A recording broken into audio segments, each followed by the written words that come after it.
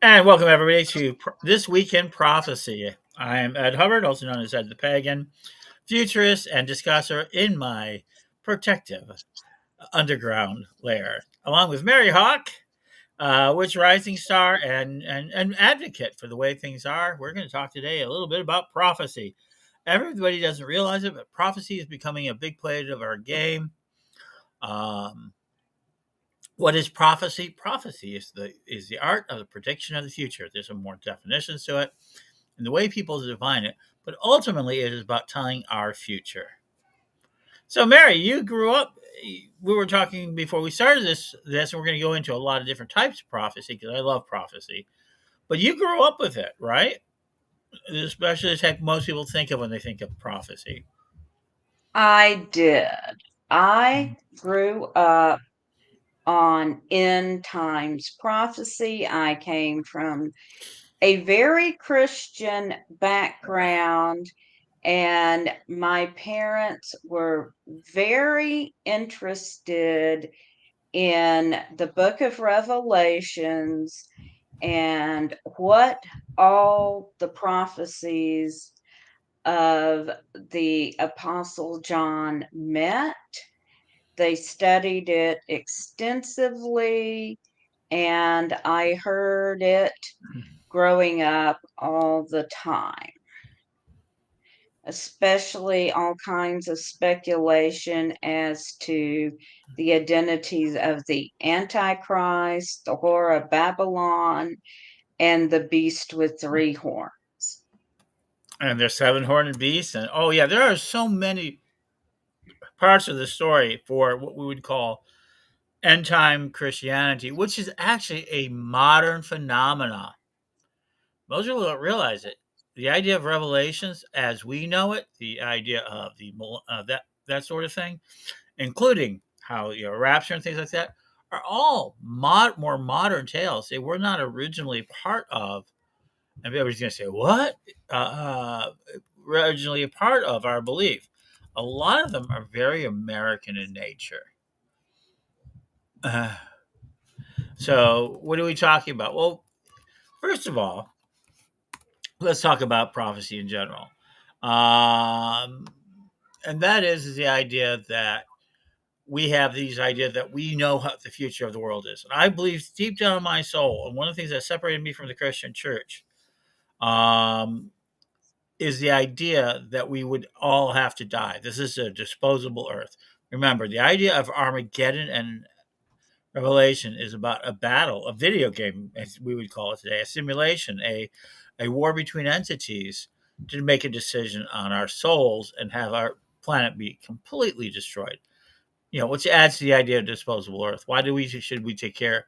And really, why should we take care of the Earth um, uh, if we're not going to actually play the game? I mean, And it's interesting you bring that up because that was definitely a mindset in the household I grew up in. Was we don't need to worry about recycling or taking care of the planet because Jesus is coming back within 20 years and it won't matter. And I heard that when I was 8 or 9, and I'm 56, folks. We're still here. Jesus. The idea of the exit of Jesus from the earth and coming back is a little bit, and it has a lot akin to, and I say it all the time, akin to a man who goes out and says, "I'm going to go get a pack of cigarettes. I'll be right back." Those kids that are left at home are always spending time wondering why do they abandon us. So this sense of abandonment is a very important part of the Christian revelation system. And we're going to talk about other prophecy, but we have gotten into a mindset that only things that are sourced, it's called originism, that where we try to find the origins of things and we try to eliminate it except for the way we see our culture. And we just saw this happen today in the last 24 hours in Paris. Paris, people don't know, is being there's a battle in the streets right now amongst the trains. They were causing arson. Interpol has made a number of arrests, almost 200 arrests across Europe over this. People don't realize it, but the Olympics is under attack. And it's in the police and the Interpol and all of these forces have been doing a really good job keeping it calm down. And people go, "Oh, I haven't heard about it." Of course, you haven't heard about it, but you haven't heard. But look it up. The trains, mistrack things. And one of the attacks on it today was the opening ceremony, which I hate to say it wasn't very good. I don't care what they say. It wasn't great. But it had a lot of imagery from the Bacchanalias or the Dionysian or the drunken celebrations of the Greek gods. Realizing Olympics has nothing to do with Christianity, but it has everything to do with the human endeavor. We've had them for a very long time, and we got them restarted in modern times, and they are a celebration of our joy, our energy, our nationalism in a way that's safe and sound. And today, we saw an imagery from ancient, Greek times. I mean, they said, "When did the Olympics become so awake and gay?" It says, "Welcome to the ancient Greeks." So they worked out this idea of the Greeks, and what do they offer? Uh, in my opinion, a mediocre show, but it was based on paintings of the old Bacchanalias, the celebrations of energy, joy, and life. And that they want to make sure that they called it Last Supper. And the Paris community says, "We are so sorry we offended you." This is part of what prophecy does. One of the things that people don't want to know, the weaponization of culture, is that you need to limit your inputs so that all your outputs match. So the world saw, and the Europeans saw, and a kind of Dionysian show that said, "This is a great celebration." We had Snoop Dogg carrying down the super joint of the Olympic torch. We've had all of these bright energies. They had a man in an exosuit that was paralyzed from the waist down, being able to walk with it. That So, was awesome. so isn't that so? This is the Olympics are the pride and joy of it. Now, one of the celebrants got mad because they brought up the 1972 Munich Olympics, which had a very big incident between Palestinians and Israelis, and it was, became a very tragic thing. And we're not allowed to mention that. So prophecy comes down to this idea. So let's talk about the biggest prophecy of the week, Revelation 3:13, about the fact that the Antichrist would get nicked in the ear, get a headshot, and that he would continue to be able to survive it. And the second thing is the idea that if you get blood on your right ear, and that was one of the ways of priests and one of the ceremonial things, that you're anointed and appointed. So in that case, Revelation 3:13 is being used.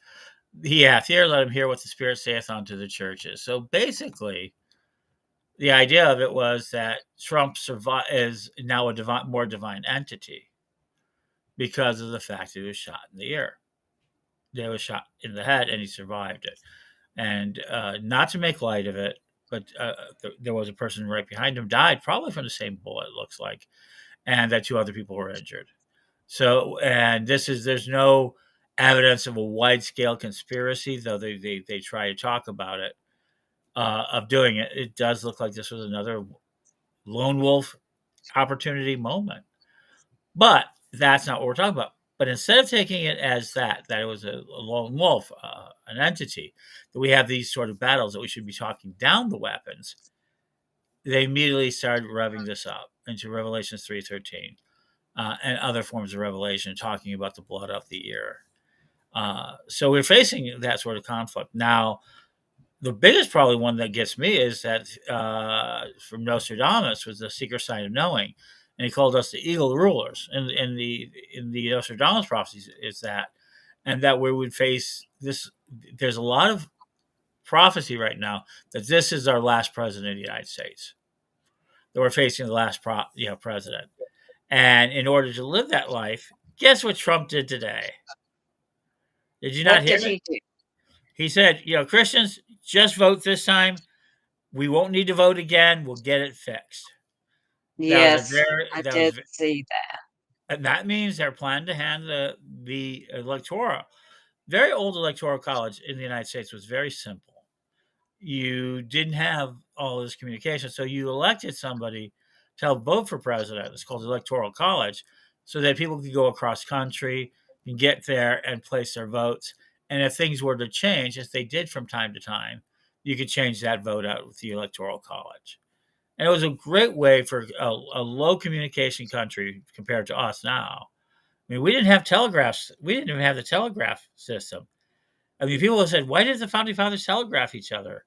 Have you ever watched a movie from like, the 1960s? I tell this to people all the time.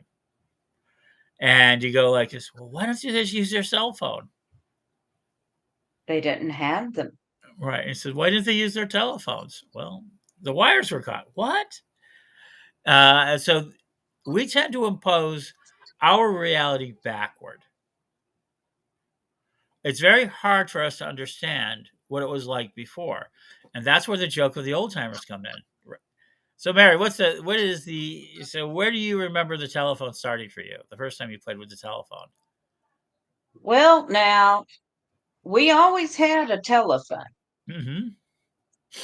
So I can remember picking up the phone and a voice saying operator, and I said, hi. And the operator told me to go get my mommy, so I did. And there you go. Now we have these supercomputers in our pockets. Part of the predictions that have been made. And these But are I will build on that. When we Mhm. renovated our previous home and found Mhm. an old phone jack, my grandchildren did not know what it was. Right. Isn't that amazing? Mm-hmm. So we're going to get back into some prophecies. One of the biggest prophecies come up is that we're heading into World War III. This is very much Nostradamus, Edgar Casey, a vast majority of prophecies. And we're going to start covering them because they're very important. Believe that we're heading into, want us to head into World War III. And now the truth is that most of them have been, by our culture, have been actually outdated. What do I mean by that? It means that we really believe that they were going to happen in the year 2000. We had the Y2K, which was one of the greatest computer sales time. Y2K, as a prophecy of crisis, did a lot of good for us because we rebuilt our computer systems fast, quick, government subsidies, everything. The last of Bill Clinton. I think without the Y2K crisis idea, that we would have had a much different computer system. It would have taken longer for us to get here. But it didn't. And what happened to on the night of Y2K? I actually, some things did have. Two things happened on it. We lost a bunch of sensors. We did lose part of the national grid protecting us from nuclear weapons. So if the Russians did want to launch their nuclear weapons, they did have a minute where we would not have detected them. And we also had a series of knockdowns of traffic lights in parts of California, New Mexico, because the company didn't get it all right. So all these shut down a bunch of traffic lights. That was it. The lady love of my life at the time, a lady by the name of Joy, top-notch computer programmer. She was there. They literally canceled her holiday, put her up in a hotel, and not just her. Like the entire downtown Chicago was full of hotels filled with people who were supposed to be there just in case Y2K happened. And instead, we watched a beautiful fireworks show. This is one of the most amazing fireworks show I've ever seen in my life. Was the Y2K in Chicago, where they had 3 different spots located, so much explosives going into the air. Prince said, we're going to party like it's 1999. We did the end of 1999, and what happened the next day? We all went to work. Well, Yep. holiday, but we went back to work, and the computers didn't stop, and we continued on. So, why are prophecy important? And so Mary and I have talked about this because I do. Most people don't know it. I'm fairly prophetic. I believe in prophecy. I believe in prophecy, and it's in the nature of it being weaponized. Um, you're now seeing the idea of it being weaponized, meaning if you do certain. So the biggest thing about prophecy, and it's used against women a lot, is if you do certain things, you're going to get anger from God, which is then going to punish the country. Biggest control rule. Why shouldn't we allow abortions? God will punish us. Really? Yes, God is going to punish us all if we let anyone get an abortion for any reason. Thou shalt not, yeah. And they then go back to the various scriptures and prophecies of doing so. And that's one of the things. So we have to understand prophecy is weaponization. One of the biggest prophecies, of course, let's go ahead and talk about the last big prophecy of Christianity. And there's a dozen things, and I'll talk more about this next week as we watch it, if you know of any prophecy happening. And it is the idea of, and this is an awful one. People are going to get very offended when I say it, but it's the Whore of Babylon. And they're going to try to make Kamala Harris, which is whose sacred name is Kamala Diva, which means the great dream of the lotus. Blessed name, beautiful name. Supposed to be about peace and lotus, and her parents wanted great deal for her. Is that she represents the multinational, multi-headed woman who will then lead all of mankind into ruin. Of course, this was also blamed on Hillary Clinton. Margaret Thatcher got this blamed. Merkel. Almost any Western woman leader gets labeled this. That's an awful one. And the idea of it is that they don't come in as a person who does love. They come in a person that's going to bring lust and the downgrade of men. Because after all, if a woman doesn't dress well, doesn't dress protectively, she wears a tank top, she wears shorts that are too short. It isn't the boys who get punished. It isn't. Exactly. They It's the don't. girl. Girls. And in this case, this is a biblical version of it. If you are trying to ask for power and you're a woman, then you are a whore, a bitch, but the whore of Babylon. You're a taker down of power because only men are having power. So understand, a lot of the prophecies that are about to come up, and you're going to hear about it a lot, is about the whore of Babylon and how she's going to come up rising out of the ocean. And hi, Renee. So Renee's saying hi. So if you want to put up anything into the thing, you want to ask any questions about it, we can do so. So Nostradamus, to me, the one that I think is most interesting is Watch Paris. If we get through this week of the Olympics for the next 2 weeks without anything, it'll still be seen by many Christians as demonic. You're going to see they've invoked gods. They always invoke gods. They invoked the Greek gods and they invoked the French gods. Lady Sionda, the pale, which they call the pale horse darkly. So you're going to see these people take prophecies and make them into their own personal game. So people don't realize. So what is the idea of Christian prophecy? Is that God took us from a garden where he gave us the fruit of the fruit of knowledge that the serpent supposedly gave to us. Now remember, the God is omniscient, so he knew all this was going to happen. If he knows all of this is going to happen, that sort of thing, and move on to giving it. They took the fruit, and then were ejected from the Garden of Eden, where the angel stands with a flaming sword. And where does Revelation end us? I've talked to people. It's a 1,500 mile by 1,500 mile, approximately, city after the destruction of the entire planet. Genocide on a planetary scale. The only known place we now know life exists in the universe, and we've been looking, and that God wants it to end here on this planet. Yes. Whereas you see some more of different prophecies, such as G. Chardin, saying that we are growing towards ever increasing divination, we're growing in our intelligence, and that we're going to combine into this noosphere out there, out in the world, and that we're going to have a certain relationship with God on this planet as a life form. That's another prediction. One of the biggest predictions out there that is not Christian is called the singularity.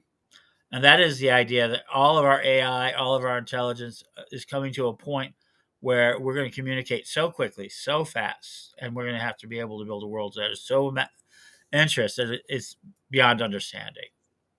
And we've faced this before, called language. There was a time before language, and no human being alive today can really perceive what consciousness is like without language. But yet there was a period of that time where as we're developing our consciousness, both in our physical bodies, our physical incarnations, which continue on, we're the same incarnations of beings that are billions of years old, to where we go next. We've added language, and it's very hard to think otherwise. So, Mary, do you have a particularly favorite prophecy or revelation? You think? Ah, I truly got soured on Sure, the book of Revelation growing up. Um, but do you not? So people want to ask me. So what are prophecy? Prophecy is the art of telling a story, and it shows patterns. Nostradamus shows patterns. Prophecies show patterns. Mother Shipton shows patterns, and some of them patterns. that have sometimes are really detailed. And then what happens is that they talk about the negative side because we're negative beings, amygdala, Right. and that they are able to tell you about that future. They're able to do it, and then what happens is people come along and add it to themselves. They add it and show it to themselves, or try to predict it in a way that weaponizes it. So prophecy are these predictions of patterns and logic that we use then to victimize ourselves with. A prophet told a society where they were these voices of what's happening, say, warning them. Cassandra is probably one of the most famous ones. She warned everybody that God's told her and cursed her. And she watched it from the boat, as we know, as Pompeii Yes. exploded. She could have saved a lot of people if people would have listened to her. And everybody said, oh, that couldn't have happened. We would have known a volcano would be blowing up in our faces. And yet we have Cassandras today talking about climate change, hottest year. And everybody's going, oh, we have a president, candidate that says, I'm going to bring a dictatorship to the United States. Just watch me. And people are voting for him. Yeah, people don't believe it's going to happen, even though he's told us who he is. And they don't. And I grew up with a long time, the National Council for uh, for Policy, which is the 1981 organization that basically gave birth to heritage and all of this, and is bringing us to the idea of a theocracy. So prophecy is used to create a situation where despair and darkness and energy is there, so that you can do so. Now, Divination TV is a great example. We constantly are dealing in the world of divination. What's the difference between prophecy and divination? It's a very thin line. Divination tends to be about telling the future for individuals, whereas prophecy tends to be macro. And we've always lived with prophecies. You can find prophecies written way back. There are ancient prophecies, modern prophecies, Hopi prophecies. We're going to talk about Nostradamus prophecies. But the one prophecy I think we're seeing it in the movies, Dune. One prophecy that was in there, the one track that I have followed and really absorbed, is the idea of the Golden Path prophet. The biggest problem with prophecy is that it tends to see the end of the world, and we get around it. We move past it. And so we don't see it. But a Golden Path prophet, some people who like, and I believe myself to be one, tries to seek out the future. Try to seek out the future and to survive these things, not just to know that they're going to come, but to survive them. And that's the essence of the show. And so Mary, you have, I think, Nashville, center of the country, is about the prophecy is heading towards a very big. I think you've had neo Nazis marching the streets pretty openly Oh, now. Lord. Yes. Yes. We have had Nazis infesting our city all summer. Yeah, and then you have Greg Locke, the crazy, Yes. crazy pastor who thinks the world is possessed. Yes. He thinks the world is possessed. He has children come to his church to have demons cast out on Halloween rather than going and collecting their share of candy. And we have all kinds of crazy things here. And Nashville is actually home to also Al Gore with the climate change people. There's a lot of prophetic Yes, and so you're seeing a lot of conflict in Nashville, and I think that's one of the places I think you're going to see prophecies and things of that nature we are occur. also home to a temple of Athena. That's right. So we're seeing that sort of breakdown. So, folks, we're going to talk more about prophecies as we go along. But this week's prophecy, and let me go explain to you very quickly, is that when Trump got hit in the ear, it is seen as both an anointing and a survival of his inevitability to be elected president, even though every president who's ever ran has believed God's behind him. But also at the same time, this creates a fever. And we've now learned, and the Russians taught it to us, that anyone who can give you a message long enough, 2, 3, 4 months, means you won't believe it otherwise. If I told you Revelations is just a book uh, akin to a science fiction book of the fourth century, taken by Saint John, not the disciple, but that may have taken a huge dose of mushroom psychedelics, and the world rolled away, and he saw all these different visions of how the world could be. But we got locked into it. So prophecy's biggest danger is you can get locked into it. So think about what you're doing, think about how it is. And it's every day we look to we gamble on the biggest single divination device in our country. And the second one is one we also pray upon. Do you know what they are? The second one is Weather Bureau. Every day we Yeah. ask our soothsayers, same as ancient days, Yes. right? We've not changed it anyway. The tools have, but we predict the weather. Without it, we would be stumbled, is the number one thing. But the number one indicator of predictions that has really less meaning than it does, stock market, where it's going. Is it going up? Is it going down? And people pay millions and billions of dollars to try to figure that out. So prophecy really is relevant to you today. So there you go. Anything else, Mary, that you want to have on this first initial cause? No, I think we've covered it. All right, folks. Send it in. It is PeggyWorldTV at gmail.com. If you want to bring it in, send me a DM, send Mary a DM. We're going to talk about more about this because now, with the election, literally 100 days from today in the United States, plus all the other elections around the world, this was a big year for elections. And the way that we're seeing it, there will be this sort of outcry. So remember, the last thing is a former president of the United States has said, if I'm not elected as president of the United States, World War III will happen. Now, come on, folks. That's a prophecy given to the prime minister of Israel. So do you think that we want that to happen? Do Of you want course. your world? Are you ready for your world to end? There it is. That's your choice for the night. Do you want to see a world that lasts past your death? Or do you want to see a world that ends before you completely have gone from this earth? We're going to try to help you disarm a little bit of this toxic, cosmic, psychological psyops, hundreds of years old, called prophecy. Well, Mary, I guess we say blessed be to everybody from Land of Athena. Blessed be